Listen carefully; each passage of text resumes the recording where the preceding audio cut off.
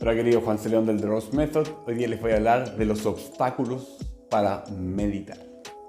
Entonces, vamos con los obstáculos mentales. Hoy me quiero enfocar en dos obstáculos mentales que son los que más nosotros analizamos en las clases, ¿cierto? Ayer hicimos un curso de meditación y mindfulness y nos detuvimos un buen tiempo en estos dos obstáculos que es importante tener en consideración. Entonces, sin más vamos, para no hacer este video tan largo. Entonces, en la meditación lo que nosotros hacemos es concentrarnos en un objeto, sea un objeto físico, ¿cierto? Que nosotros proyectamos mentalmente, sea un objeto concreto, o puede ser también un objeto abstracto, que puede ser un sonido, por ejemplo.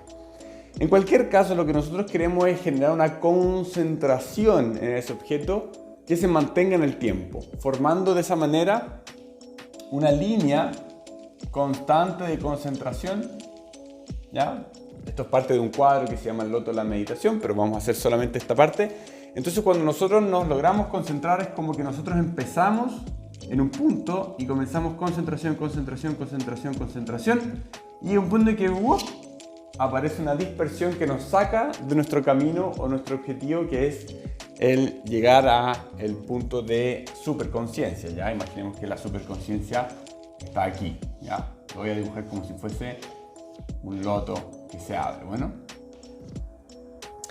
Entonces, a veces pasa que surge una dispersión.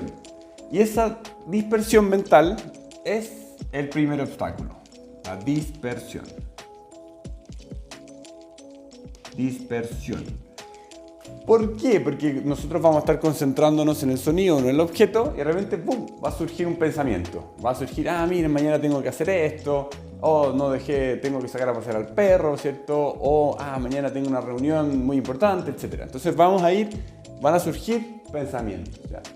¿Qué es lo que nosotros hacemos? Cuando surge un pensamiento, simplemente dejarlo pasar, ¿cierto?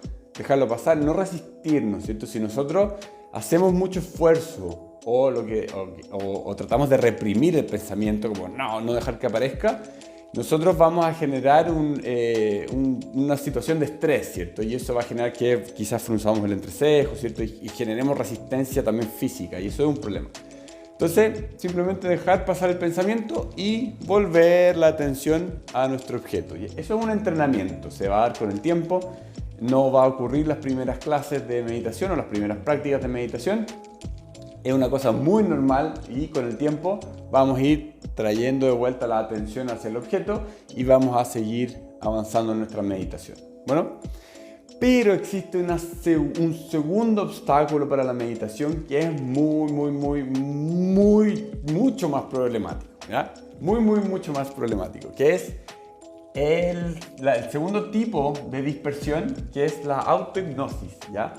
Entonces la autohipnosis es un tipo de sugestión que nosotros nos hacemos a nosotros mismos y lo que genera es que contrae nuestra conciencia, ¿ya?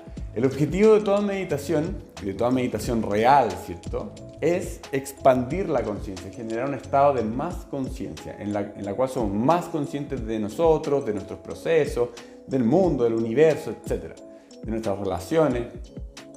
En cambio, la hipnosis o autohipnosis, que sería este caso, voy a anotar aquí, autohipnosis, lo que hace es contraer la conciencia. Entonces, por ejemplo, ¿qué es lo que pasa si alguno de ustedes ha ido a una sesión de hipnosis? Lo que hace el hipnoterapeuta es relajar todas las partes del cuerpo. Generalmente parte por la cabeza, ¿cierto? ¿Por qué? Porque en la cabeza es donde están los órganos principales que reciben en el fondo de nuestra conciencia, ¿cierto? El cerebro. Y empieza a relajar esa zona y después relaja todo el cuerpo. Y cuando estamos en el fondo con todas nuestras alertas, ¿cierto? O nuestras murallas, ¿cierto? Que nos permiten mantener nuestra individualidad, que nos permiten mantener nuestras creencias subconscientes y todo eso. Esas, cuando nos relajamos, bajan, ¿cierto? Se reducen esas resistencias, ¿cierto? Y el hipnoterapeuta puede colocar una sugestión, ¿cierto? Un inception, ¿cierto? Para los que vieron esa película. Y ahí generar un cambio desde el subconsciente. Y ahí se genera una serie de cambios, obviamente. Pero ¿qué pasa cuando nosotros nos autohipnotizamos, ¿cierto?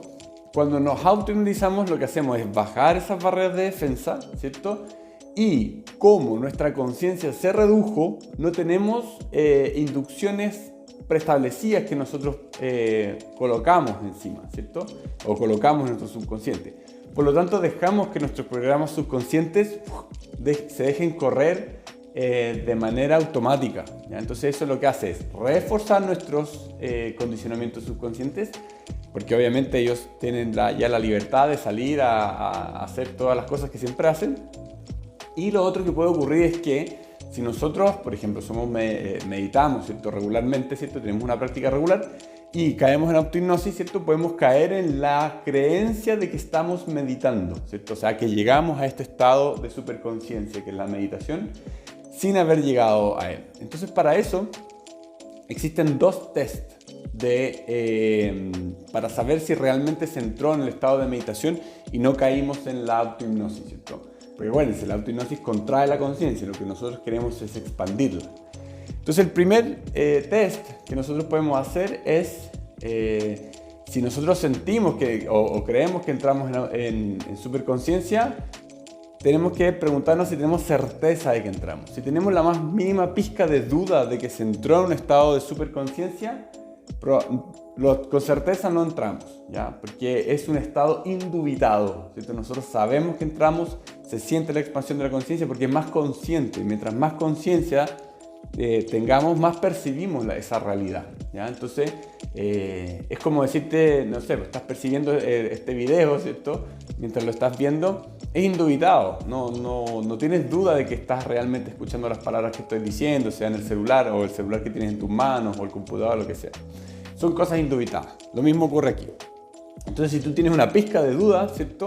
Como cuando uno tiene un sueño, ¿cierto? Que ahí uno queda con una duda, si bueno, habrá sido real o no. Obviamente no lo fue un sueño. Entonces, lo más probable es que haya sido autohipnosis. Ese es el primer test, ¿cierto? La certeza que tú tienes de si fue real o no. El segundo test es la distorsión del tiempo.